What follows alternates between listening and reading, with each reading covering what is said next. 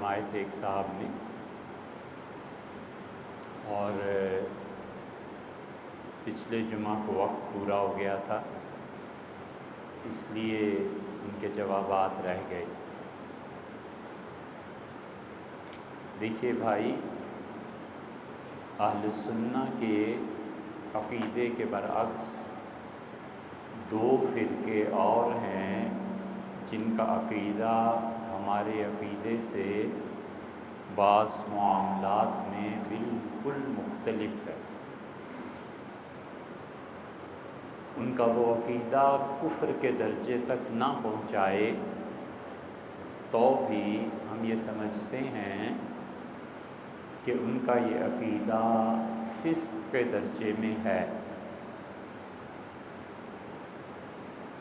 ہمارا بالکل صاف ستھرا اور نکھرا ہوا عقیدہ اللہ کی صفات کے بارے میں یہ ہے کہ اللہ تعالیٰ کی صفات عین ذات ہیں، اور اللہ تعالیٰ کی صفات نہ عین ذات ہیں نہ غیر ذات ہیں۔ یہ دونوں عقیدے اہل السنہ کے ہیں۔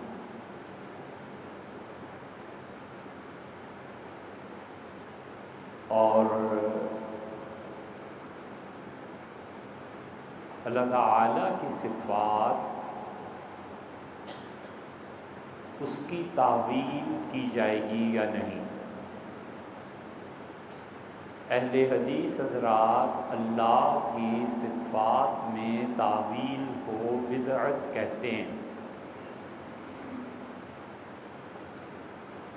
اور ہمارے یہاں دو طبقے ہیں۔ میں جس عقیدے کو رکھتا ہوں اور جس پہ سچے دل سے اللہ سے دعا مانگتا ہوں کہ خدا اسی پہ موت دے، میرا عقیدہ یہ ہے کہ اللہ تعالیٰ کی صفات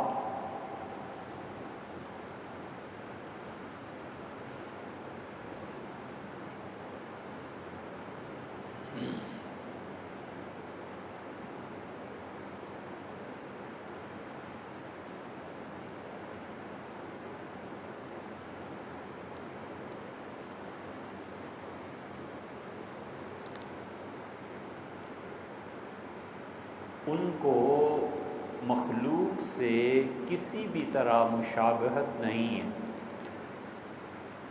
اللہ ہر طرح اپنی مخلوق کی شباہت سے پاک ہے، اور اس کی صفات ایسے ہیں جیسے اس نے بیان کر دی۔ یہ عقیدہ ہمارے بزرگوں کا بھی تھا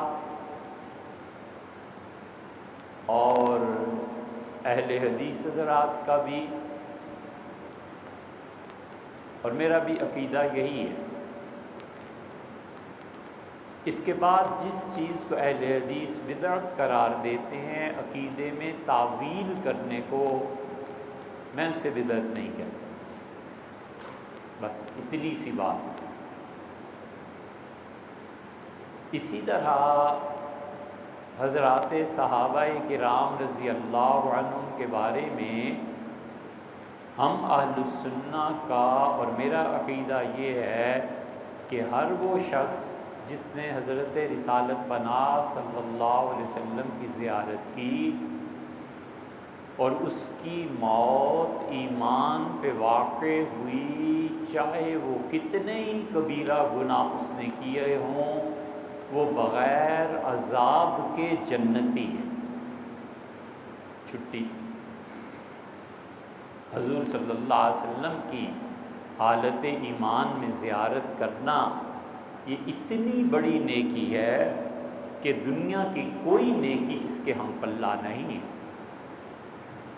عشرہ مبشرہ جنتی تھے تو رسول اللہ صلی اللہ علیہ وسلم کی بیویاں بھی جنتی تھیں، بدری جنتی تھے تو احد والے بھی جنتی تھے۔ جس نے حالت ایمان میں رسول اللہ صلی اللہ علیہ وسلم کو دیکھا ہے یا آپ کی نگاہ اس پہ پڑ گئی ہے، وہ نابینا ہے نہیں دیکھ سکتا تھا نا، آپ کی نگاہ اس پہ حالت ایمان پہ پڑ گئی ہے، وہ جنتی ہے، بخشا گیا، کوئی جہنم کا عذاب اس کے لیے نہیں، اگرچہ اس نے بڑے سے بڑا گناہ کیا۔ جھوٹ بولتے ہیں وہ لوگ جو کہتے ہیں کہ عبد الرحمن ابن عوف رضی اللہ عنہ 500 سال کے بعد جنت میں جائیں، اور جھوٹ بولتے ہیں وہ لوگ جو سیدنا معاویہ رضی اللہ عنہ کے بارے میں یہ سمجھتے ہیں کہ معاذ اللہ وہ جہنم میں کہیں جائیں۔ ہم بری ہیں، بیزار ہیں اس عقیدے سے۔ حضور اقدس صلی اللہ علیہ وسلم نے خود فرمایا ہے کہ جس نے مجھے دیکھا ایمان کی حالت میں، وہ جہنم کی آگ اس پہ حرام ہے، بس سیدھی سی بات۔ ہم اہل السنہ کے برعکس ایک ہیں اہل تشیع۔ ان میں سے کچھ لوگ جو بہت ہی آگے بڑھ گئے اور غالی ہو گئے، ان کا عقیدہ یہ ہے کہ حضرت رسالت پناہ صلی اللہ علیہ وسلم کے انتقال کے بعد سارے صحابہ کرام رضی اللہ عنہ مرتد ہو گئے، سب مرتد ہو گئے۔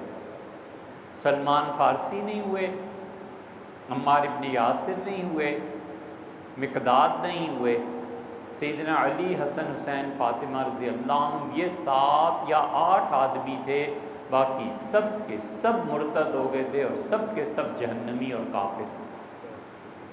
یہ ان میں جو بڑے لوگ ہیں ان کا عقیدہ ہے، اور اسی عقیدے کے تحت عامر لیاقت نے کہا تھا کہ کہاں گئے وہ جو اپنی بیٹیاں پیش کی تھی جنہوں نے خلافت کے لیے، کہ سیدنا ابو بکر اور عمر رضی اللہ عنہ پر اس نے تہمت لگائی کہ ابو بکر نے عائشہ اور عمر رضی اللہ عنہ نے حفصہ بیٹیاں اس لیے دی تھی کہ رسول اللہ صلی اللہ علیہ وسلم سے خلافت بٹوریں۔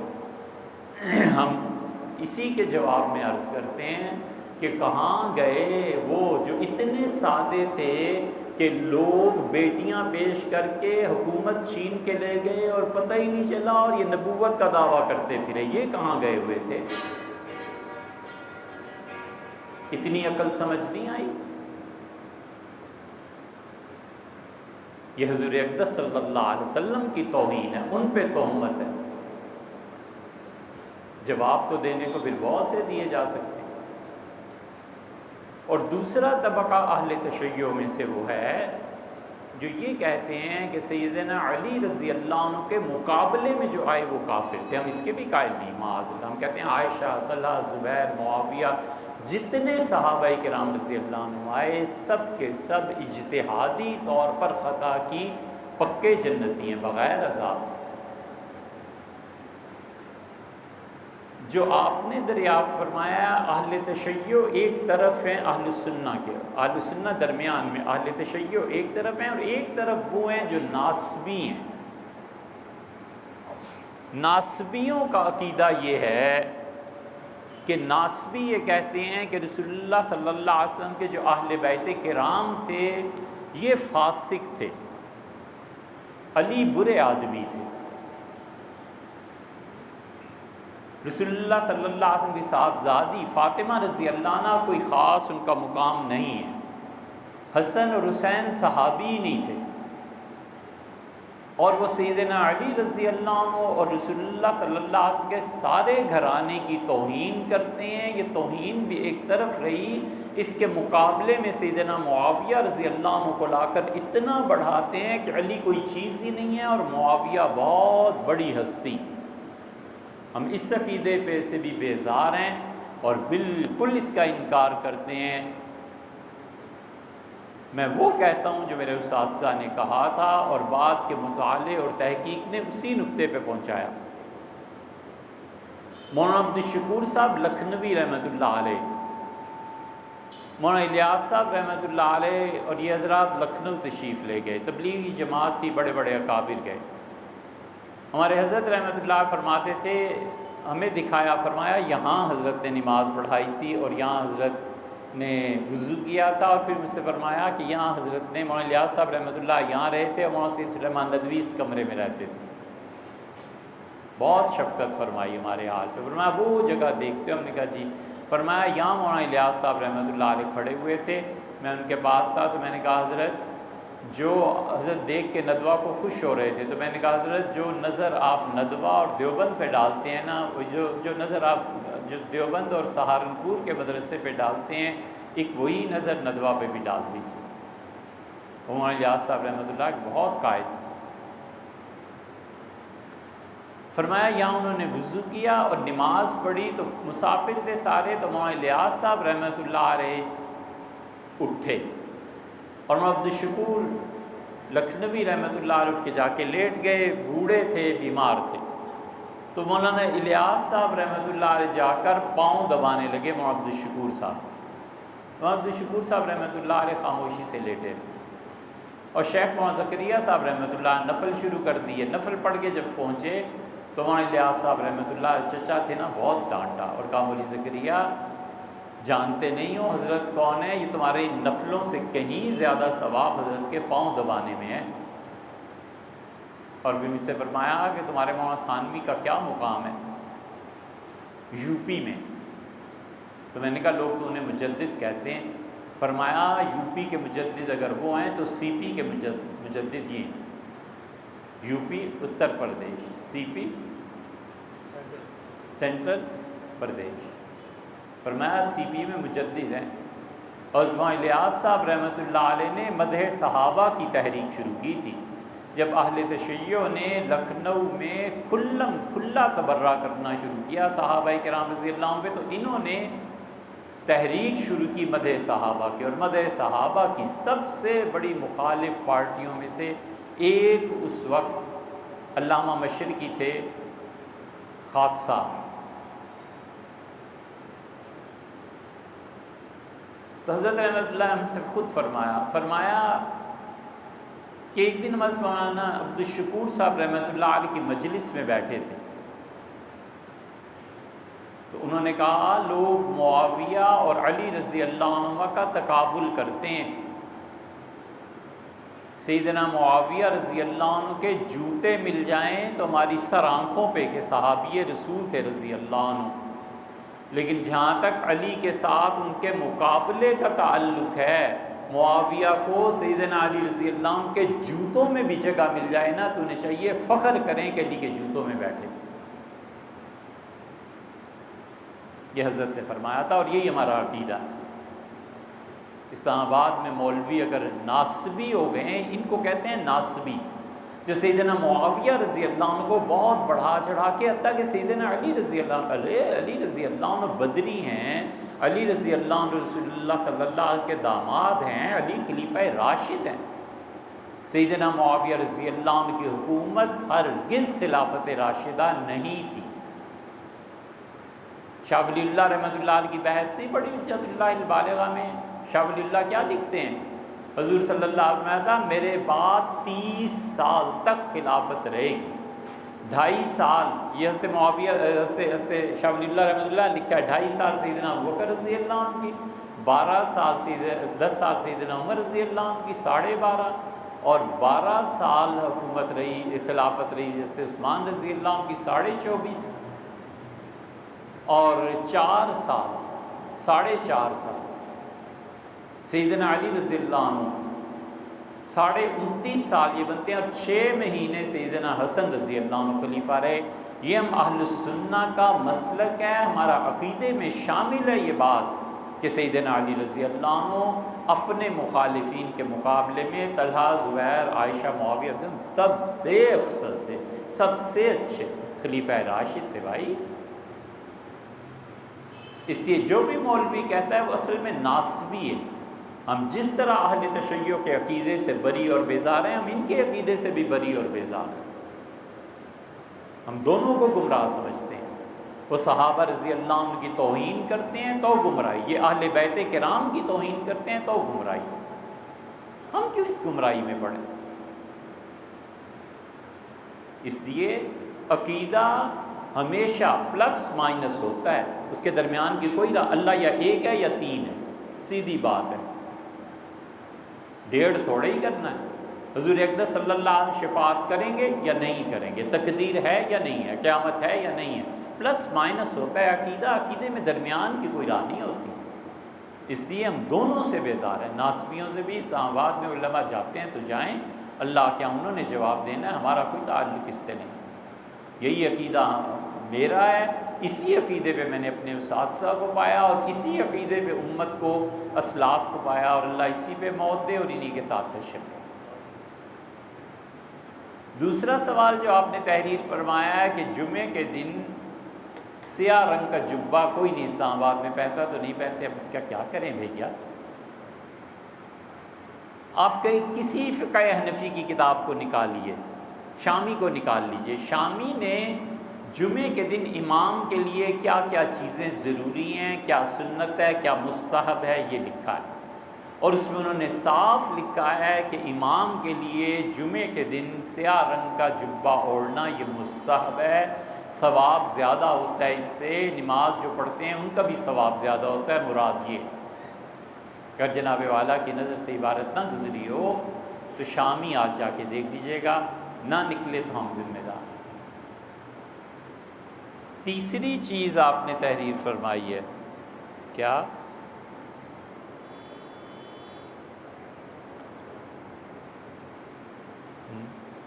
تیسری کیا تھی؟ سوال آپ کے پاس ہی ہے، میں نے تو پڑھا ہی نہیں۔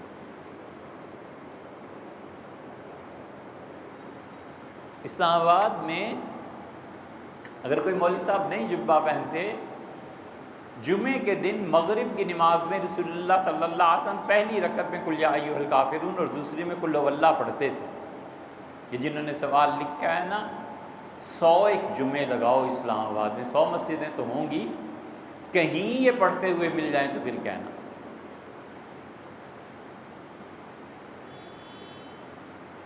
مولوی پڑھیں تو تب پتہ ہو نا، پڑھیں کیوں؟ مسئلہ یہی ہے، پڑھتے نہیں۔ آپ ان باتوں کی بات کرتے ہیں، 4 لڑکے کھڑے ہو جائیں نا خدا کی نفی پہ دلائل دینے، تو مولوی صاحب بغلیں جھانکتے پھریں، پتہ نہ چلے کہ اللہ ہے کہ نہیں ہے۔ اسلام آباد قائد اعظم یونیورسٹی میں چلے جائیں، فزکس ڈپارٹمنٹ میں، اور 2 سے بات کر کے دیکھیں، چھکے چھڑا دیں کہ کس نبوت کی اور کس رسالت کی بات کرتے ہو، دہریت ہے۔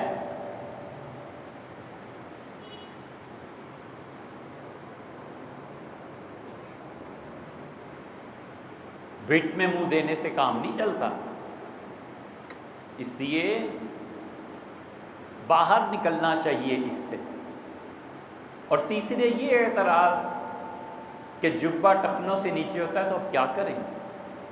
آئندہ ٹخنوں کے نیچے سے کاٹ لیں تاکہ جو دیکھے ہنسے۔ یہ شامی میں لکھا ہے، فقہا نے لکھا ہے کہ داڑھی کی زیادہ سے زیادہ مقدار 4 انگلیاں ہیں اس تھوڑی سے نیچے، یعنی اپنی داڑھی کے بال ٹھیک کرے تو یہ جو 4 انگلیاں ہیں نا اس کے نیچے، بس یہ داڑھی کی حد ہے۔ اور وہ کہتے ہیں اس سے جو آدمی بڑھاتا ہے، جتنی داڑھی طویل ہو جائے گی اتنا ہی احمق بھی ہوگا۔ یہ لکھا ہے، میں کہوں تو گردن قابل گردن زدنی قرار پاؤں، مار دیں لوگ مجھے، یہ فقہا نے لکھا ہے۔ انہوں نے لکھا ہے کہ جس کو اتنی عقل نہیں ہے کہ اپنے چہرے کو سجا کر رکھے، نہ کرے ایسی حرکتیں، یہ زندگی میں اور کیا عقل کے کام کرتا ہوگا۔ تطویل اللحیہ، داڑھی کا بڑھانا، اس کو ذرا ڈالیے نا انٹرنیٹ میں، سب پتہ چل جائے گا کیا لکھا ہے۔ یہ کیا ہے؟ یہ اصل میں رسول اللہ صلی اللہ علیہ وسلم نے ایک آدمی کو دیکھا اور اس کے سر کے بال بکھرے ہوئے، داڑھی عجیب طریقے کی، آپ کے قریب آیا تو آپ پیچھے ہٹ گئے۔ آپ نے فرمایا تم کون ہو؟ اس سے بتایا تو آپ نے فرمایا میں سمجھا کوئی شیطان آ گیا ہے، انسان کے روپ میں جن آ گیا ہے، اور آپ نے اسے پیسے نکال کے دیے، اور آپ نے فرمایا کہ اسے کنگھی خرید اور داڑھی اور سر کے بال ٹھیک کر۔ جتنے صبح صبح اٹھتے ہیں نا بچے اور بالوں کو سنوارے بغیر اسکول جا رہے ہیں، کالج یہاں، ان سب کو روکنا چاہیے کہ بیٹے بال ٹھیک کرو۔ حضور صلی اللہ علیہ وسلم نے فرمایا من کان یؤمن باللہ والیوم الآخر، تم میں سے جو اللہ پہ ایمان رکھتا ہے اور جو آخرت پر ایمان رکھتا ہے فلیکرم شعرہ، اسے چاہیے کہ بالوں میں کنگھی کیا کرے، سنوار کے رکھے، یہ نہ ہو کہ لوگ دیکھ کے کہیں کہ پاگل۔ یہ ساری چیزیں ایسے ہی ہیں۔ تو شکل و شباہت ایسی بنانا، جتنی احادیث ہیں نا سب کو نکالو ٹخنوں کے نیچے۔ ہم نے پہلے بھی کہا تھا، مختصر خلاصہ ذرا سا بیان کر دیتے ہیں۔ حضور اقدس صلی اللہ علیہ وسلم جو آدمی کبر کی وجہ سے ٹخنوں سے نیچے کا لباس پہنے گا جہنم میں جائے گا۔ اسبال اسے کہتے تھے، یار پڑھو تو صحیح نا اسبال چیز کیا ہے؟ چیز یہ تھی کہ بڑے بڑے سردار اور ملکائیں یہ لمبے لمبے ترے اور یہ لمبے لمبے شملے، پیچھے 10 آدمی ملکہ کا لباس اٹھا کر چل رہے ہیں، اور 15 آدمی ان کی پگڑی جو پیچھے لٹک رہی ہے وہ چل رہی ہے، اور جو کرتا پہنا ہوا ہے کرتے کا پچھلا بر اتنا بڑا ہے کہ 50 آدمی بادشاہ سلامت کا بر اٹھا کر چل رہے ہیں۔ یہ سب کبر کا، اسی میں یہ ٹخنوں سے نیچے کا لباس۔ حضور اقدس صلی اللہ علیہ وسلم فرمایا جو ٹخنوں سے نیچے کا لباس متکبر ہونے کی وجہ سے پہنتا ہے وہ جہنم میں جائے گا۔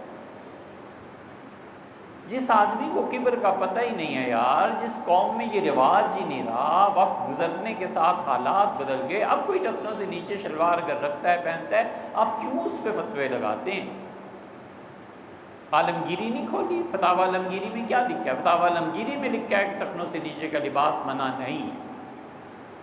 وہ نہیں مانتے فقہا اس بات کو، وہ کہتے ہیں وہ زمانہ گزر گیا، ختم ہو گئی بات۔ یہ اب اہل حدیث جو مسلسل زور دیتے ہیں نا ٹخنوں سے اوپر ٹخنوں سے اوپر، یہ ان اہل حدیث کا اثر ہوا ہے دیوبندیوں پر۔ ہم کہتے ہیں کوئی ٹخنوں سے اوپر لباس پہنتا ہے، بسم اللہ یار 100 بار پہنو، آپ کا تقویٰ ہے، آپ کی نیکی ہے، آپ کا حدیث پہ عمل ہے، آپ کو ثواب ملے گا، اللہ راضی ہوگا، مگر اس کو پلٹ کے نہ کہیے کہ یہ جہنمیوں کا کام ہے، یہ نہ کہیے کہ یہ گناہ کبیرہ ہے، یہ زیادتی ہے۔ اس کبیرہ گناہ کی اجازت آپ کے حنفی فقہا نے دی ہے۔ آپ چاہیں تو اس سلسلے میں 1 گھنٹے سے زیادہ ہم ان احادیث کو بیان کریں جو لکھا ہے۔ یہ فتویٰ بچوں کا کھیل نہیں ہے، اس سے مت کہیں کہ اس کا لباس ٹخنوں سے نیچے ہے اور اس کا اوپر ہے، آپ نہ رکھیے، اللہ مبارک کرے آپ، مگر یہ مت کیجئے کہ دوسروں پہ فتوے ایسے آپ لگانا شروع کر دیں۔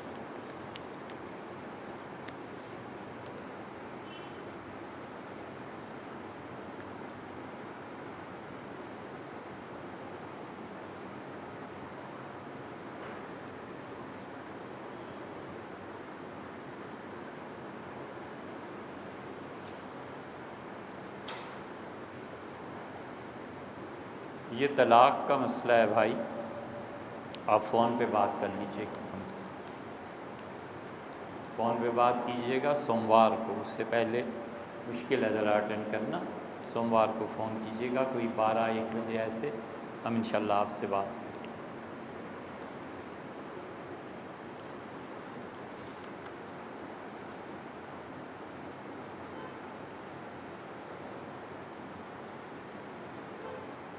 مرنے کے بعد قبر کے سوالات اور قیامت میں ہونے والے سوالات پہ مختصر روشنی ڈالیے۔ حضور اقدس صلی اللہ علیہ وسلم نے صحیح حدیث میں جو کچھ فرمایا ہم سے کئی بار کہہ چکے۔ ابو داؤد کی روایت میں آتا ہے رسول اللہ صلی اللہ علیہ وسلم فرمایا جب تم اپنے میت کو لٹا کر چلے آتے ہو نا تو پھر وہ اٹھا کر قبر میں بٹھا دیا جاتا ہے، اور اللہ کے فرشتے آتے ہیں، اور ایسے فرشتے جن کے چہرے بالکل سپاٹ ہوتے ہیں، کوئی رحم، کوئی خوشی، کوئی مسکراہٹ، کچھ ان کے چہروں پہ نہیں ہوتا، اور آپ نے فرمایا یسمع قرع نعالکم، ابھی تم اس کا جنازہ پڑھ کے واپس نہیں پلٹے ہوتے اور تمہارے جوتوں کی چاپ سنتا ہے۔ یہ مختلف احادیث کو ہم جمع کر رہے ہیں۔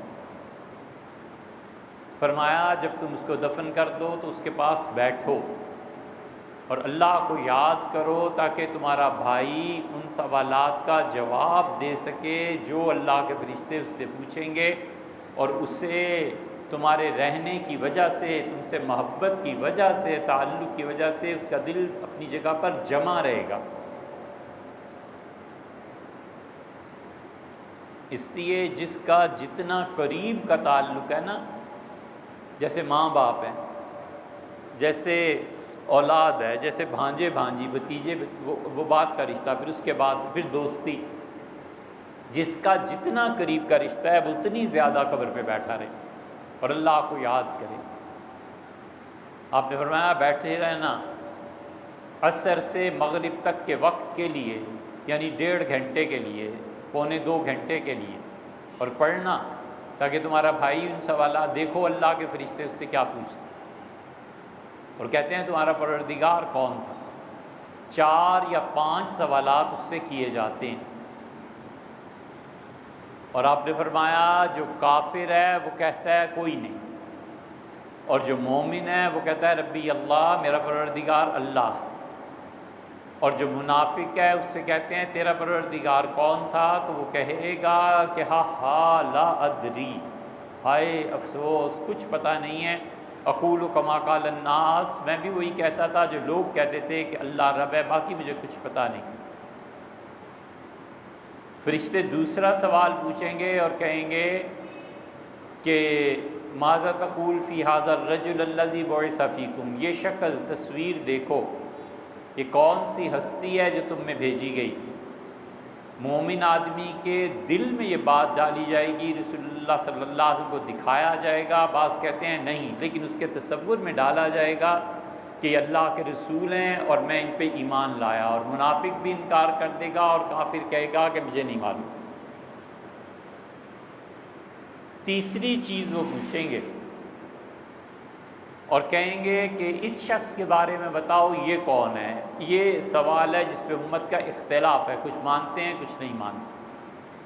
دجال دکھایا جائے گا اور رسول اللہ صلی اللہ علیہ وسلم تفتنون فی قبورکم، یہ دجال کا فتنہ اتنا بڑا ہے کہ تمہاری قبروں میں بھی تم سے پوچھا جائے گا۔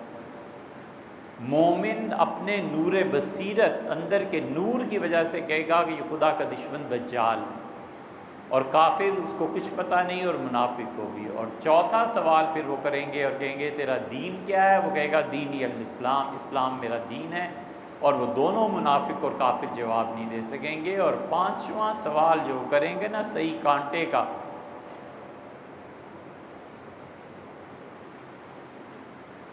وہ اس سے پوچھیں گے زندگی کہاں گزاری، فیما کنتا،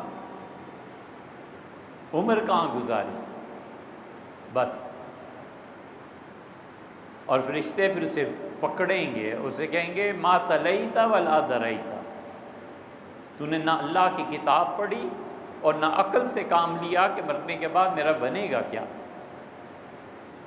اسے کہیں گے اب تمہیں ہم بتاتے ہیں تمہاری غفلت کا نتیجہ کیا ہے۔ اور رسول اللہ صلی اللہ علیہ وسلم پہلا گرز اس کے سر پہ جو فرشتے ماریں گے تو اس کی قبر آگ سے بھر جائے گی، اور زمین میں انتہائی گہرے مقام تک دھنسایا جائے گا، پھر واپس لایا جائے گا، اور موت نہیں آئے گی، روح نہیں نکلے گی، اور پھر اسے ماریں گے، کہیں گے ما تلیت ولا دریت، نہ تو نے قرآن پڑھا اور نہ تو نے عقل سے کام لیا کہ کیا ہو۔ اور پھر اس کو جو پہلا گرز پڑے گا، رسول اللہ صلی اللہ علیہ وسلم آیا، اللہ کی مخلوق انسان اور جنات کے علاوہ سارے قرب و جوار کے لوگ اللہ کی پناہ مانگیں گے کہ اے خدا اس عذاب سے ہمیں پناہ دے۔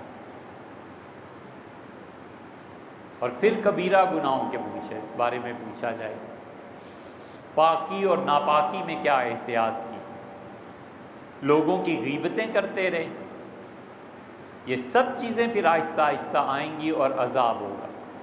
اور اگر ایمان سلامت تھا تو کبائر کے اس عذاب کے بعد اسے کہا جائے گا کہ اب سو جا، تیرا حساب ہو گیا، اور قیامت میں جو پیش کیا جائے گا تو پھر جو گناہ کے قبر میں دھل چکے تھے خدا اس کا حساب نہیں ہوگا۔ اور مومن اس کا بھی یہی ہے، مومن تو ایسی چیز ہے کہ رسول اللہ صلی اللہ علیہ وسلم فرمایا اللہ کے فرشتے اس کے وقت پورا ہونے کے انتظار میں ہوتے ہیں، اور وہ انہیں دیکھتا ہے اور کہتا ہے چلیں، سامان باندھو، چلتے ہیں۔ اور رسول اللہ صلی اللہ علیہ وسلم فرشتے اسے کہیں گے کہ اللہ نے بھیجا ہے، سلام علیکم، اور اللہ نے سلام بھیجا، اللہ نے کہا ہے سکھی رہے میرے بندے، کوئی عذاب نہیں ہے، کوئی تکلیف نہیں،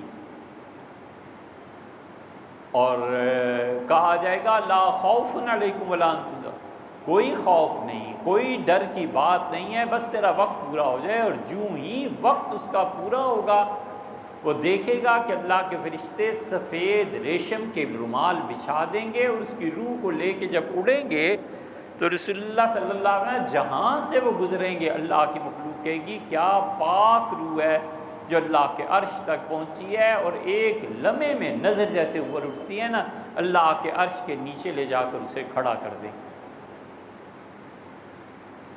اللہ کا عرش ایک جیتی جاگتی مخلوق ہے، استقبال کرے گی، اللہ کے فرشتے ہاتھوں ہاتھ لیں گے، حق تعالی شانو خود مہربانی فرمائیں گے، اپنے پاس بلا کے اپنی زیارت کروا دیں گے، اس بندے کو یاد دلائیں گے کہ یہ قربانیاں تھیں جو میرے لیے دی تھیں، آج سب قبول ہے۔ رسول اللہ صلی اللہ علیہ وسلم فرمایا حضرت سعد رضی اللہ عنہ کے جب انتقال ہوا ہے تو یہ واحد جنازہ تھا جس میں رسول اللہ صلی اللہ علیہ وسلم پاؤں نہیں، ایڑیاں نہیں رکھ سکے زمین پہ۔